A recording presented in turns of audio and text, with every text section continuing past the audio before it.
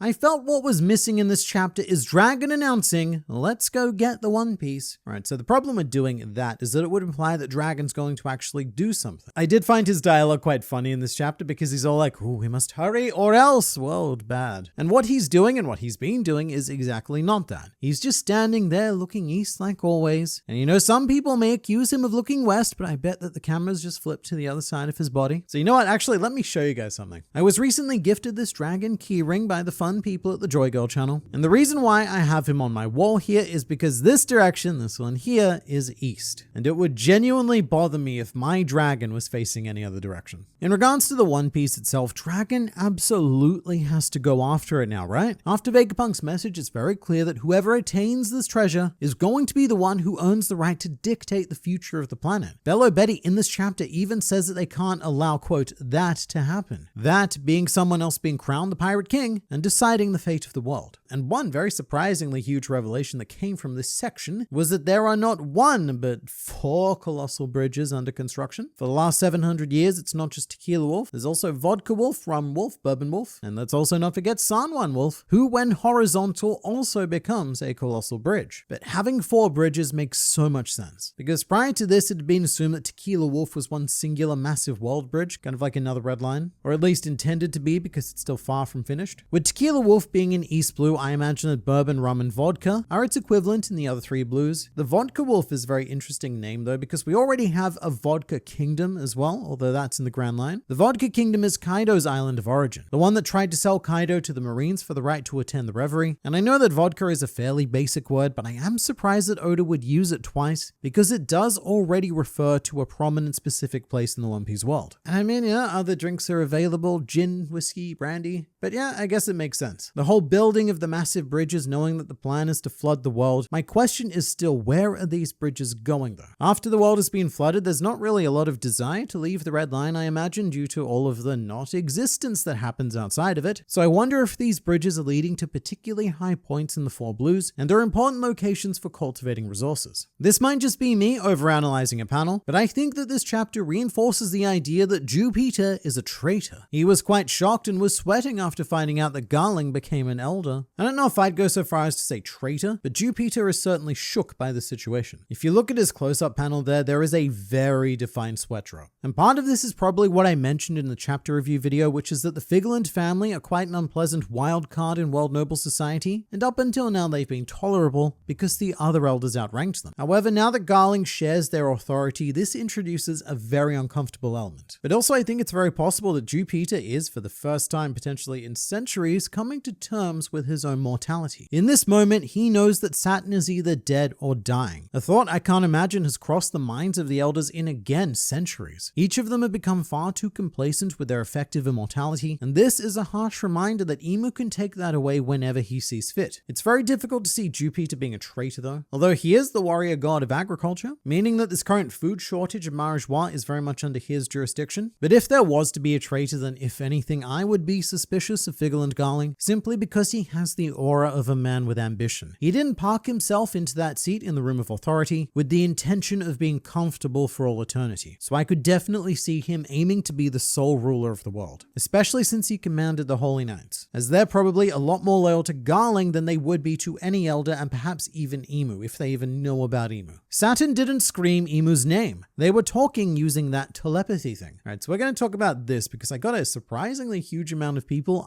actually me on the internet, specifically when I said that Saturn screamed Imu's name. But Saturn both says Imu via telepathy, he says Imu-sama, and then what happens if you read the rest of the bubbles on that page is that he screams Imu's name out loud. He does it in 2 parts because in Japanese, Imu is 2 characters. So Saturn goes Imu, and that's the last thing he says before he dies. And canonically, the last thing Saturn ate before he died was that ever so succulent sausage, quite the last meal. I think there will now be an edict that there never was a Saint Saturn. Figurland Garling was always warrior god of science. You see, that is an interesting thought, like Imu did with Lucia. He destroyed it and then boldly claimed, what do you mean destroyed? It never existed. Which works well enough because after comprehending that an entire island was wiped out, who exactly is going to be brave enough to claim that Lucia did in fact exist? And from there, all it takes is a single generation of denial, and the Lucia is effectively wiped away from history as the next generation don't ever learn about it, which is also very likely what happened with God Valley. The people of Sengoku's generation remember it, but they dare not speak it, and no one in the next generation under him has even heard of the island before. So yeah, I could definitely see a similar thing happening with Saint Saturn. Everyone pretends that he never existed. It was Garling all along. All hail the sciencing science man. This is a question that probably needs to be asked. What does Garling even know about science, if anything? I feel like Garling's skill set is more suited to Topman Warcury's job as the warrior god of justice. But then again, who even cares about the science part? I think that Garling definitely has the warrior god part covered, which should be more than enough. But something that this chapter has made me very curious about is how public the five elders have been throughout history. Because we've confirmed that Saint Saturn is at least over 200 years old, and surely over time someone's looked at that and gone, hang on a second. I suppose most people in the One Piece world never see the faces of the five elders. It's really just the world nobles and the fleet admirals. And while other world nobles do see their faces, they're probably too concerned with their own selfish pursuits to really care. So a perpetually youthful individual could, in plain sight, easily slip past the notice of the world. Imagine Katarina Devon walking into Marijois with Saturn's appearance thinking he was alive. So one of my artists showed me the perfect gif for the situation. We have Katarina Devon rocking up to Marijois, ready to infiltrate the five elder stars, and the other four just stare at her like the Batman animated series villains. A lot of people are wondering what the point of Katarina having Saturn's powers is now, and I imagine that there's a couple of ways this can go. One is that Saint Saturn's death isn't reported, in which case Devon could still use her power quite effectively on those who don't know.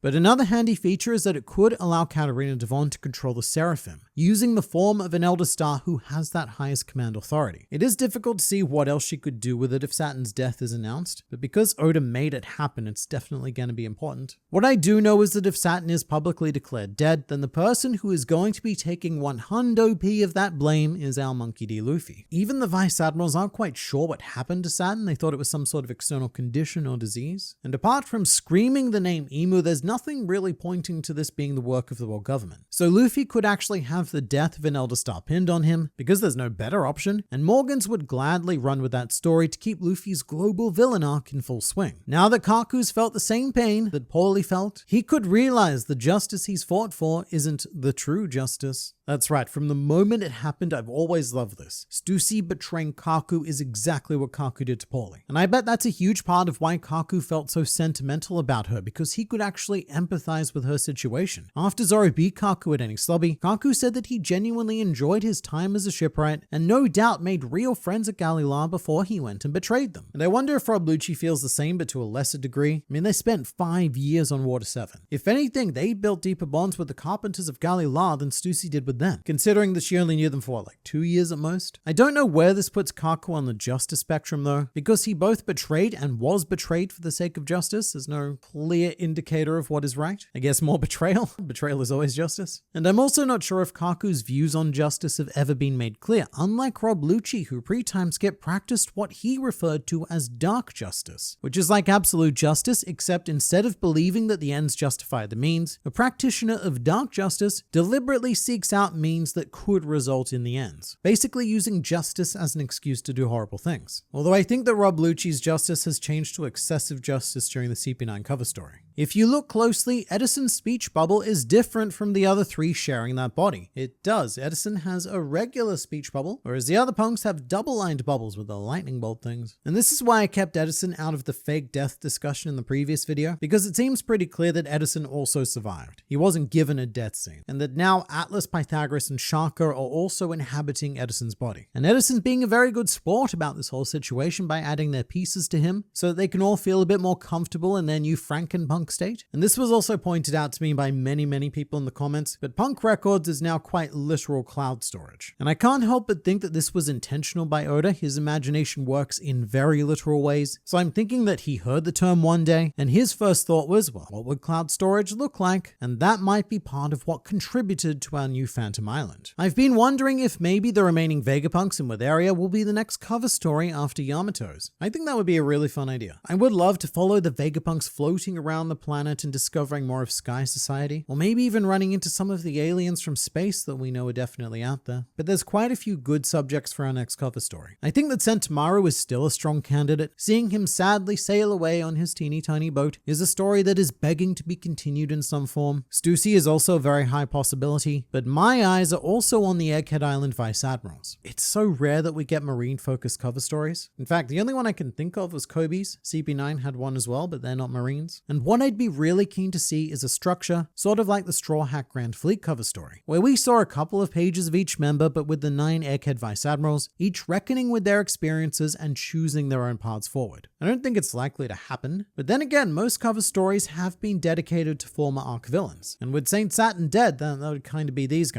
Or Kizaru, maybe a Kizaru cover story. Either way, it's not something that we're anywhere near close to, because Yamato's story is still probably about 20 installments away from finishing at the very least, if we go by past cover story numbers. The Germa cover story was 33 pages, Capone Gang Beige's cover story was 37 pages, and right now Yamato is still at 13. So we're probably not even halfway through yet. Speaking of, Yamato is now in Kuri, where Odin Castle is being reconstructed. However, the head carpenter Minatomo is missing. So this guy, there is a weirdly rich history behind this character that goes all the way back to chapter 1. In chapter 1, Higuma the bear enters the bar by kicking down the door. However, when Higuma leaves the bar, this door is now magically intact. Quite the continuity error, or is it? I mean, yes it is. But every time there's a continuity error or something strange happens in One Piece, Oda then invents something stupid for it to make sense. In this case, when the error was pointed out to him, Oda said, no. The door was fixed due to the work of a carpenter named Minatomo-sama. He has a short temper, so he cannot pass by a broken door or what have you without repairing it. I assure you, this wasn't my mistake. And in the anime, Minatomo also became an Easter egg character like Panda Man. He pops up a lot during early One Piece. But in the manga, we didn't see him again, or actually at all, until chapter 909 on Wano as Frankie's carpenter boss, except this is not him. It is an identical relative also named Minatomo. And that identical relative is the guy that's now currently missing, who I imagine that Yamato will now need to save from whatever minor problem is happening. Maybe someone kidnapped him like the woman who was almost kidnapped last time. And shortly, we should also be finding out who the new daimyo of Kuri is, because there's not a whole lot of point in rebuilding a castle that no one lives in.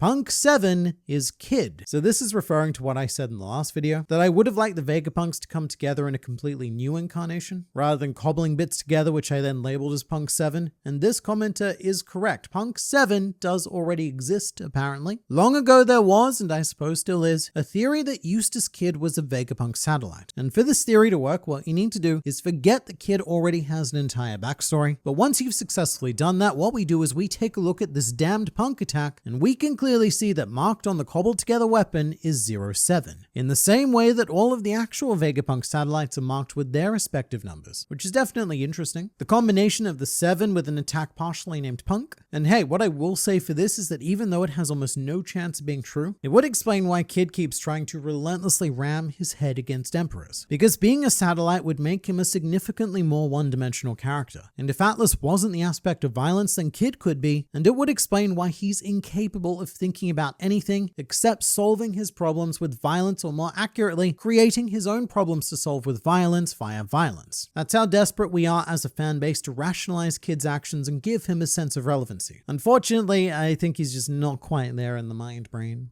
Dibs on the spare York parts. Mate, as if you would even know what to do with those parts. York is massive. You trying to do anything to her would just be throwing a sausage down a hallway. I find it funny that York is going to Marijwa when there's a food shortage. I'm sure she will love that. Yeah, even if the elders do make good on their promise, it's a really bad time to become a world noble. We got another glimpse of their ongoing food issues because, to their credit, the Revolutionary Army did an incredible amount of damage during the Reverie, and it is seriously taking a toll on world noble society. At the moment, our problem is that the world nobles can't eat exactly what they want whenever they want it. In this chapter, a poor chef even got shot because he served fish instead of beef. Rare world noble dub, because I'm not a big fish fan. But if this keeps up, the problem is going to very rapidly become that they just cannot eat full stop. And someone's going to end up being their target. They need to figure out a person to blame, and that might end up being Sakazuki. He's the one responsible for their protection, and their campaign against him might be what prompts Sakazuki to say F it and go off on his own justice crusade. This feels like it's definitely the beginning of their undoing though, because while everyone else in the world is focused on finding the One Piece, the world nobles are focused on their snacks. And that brings us back to York. Once she gets to Marijwa and realizes that she can't eat anything she wants, anytime she wants, in fact, her food will be significantly more ration than it was on Egghead Island, then what does the aspect of greed do from there? Probably join whoever promises to feed her the most, and no one has more credentials in this area than the rotund physique of Blackbeard.